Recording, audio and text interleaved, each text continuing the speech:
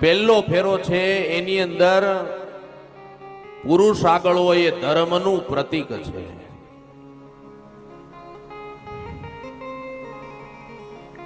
ધર્મની બાબતમાં પુરુષ આગળ રહે, સ્ત્રી એને શારીરિક, આર્થિક અને માનસિક રીતે સહકાર આપે. આ પહેલો ફેરો ધર્મનો છે.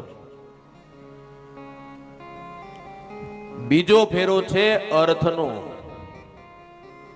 અર્થોપાર્જન એટલે પૈસા કમાવાની જવાબદારી કોની છે? પુરુષની છે.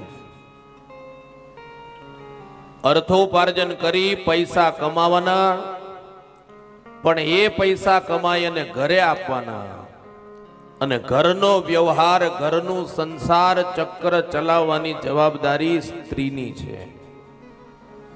એટલે બીજા ફેરામાં પણ પુરુષ આગળ. અર્થોપાર્જન માટેનો એ ફેરો છે. ત્રીજો ફેરો છે કામ. કામ એટલે શરીરમાંથી ઉત્પન્ન થતા વેગની વાત નથી.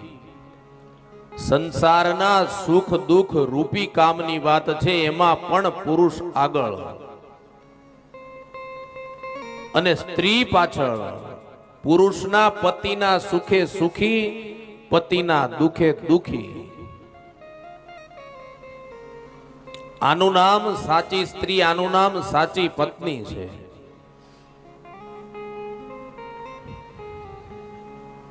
ચોથો ફેરો છે મોક્ષનો. જે સ્ત્રી ધર્મ, અર્થ અને કામની અંદર તમને સાથ સહકાર આપે, એ સ્ત્રીને મોક્ષનો અધિકાર પેલો પ્રાપ્ત થાય છે.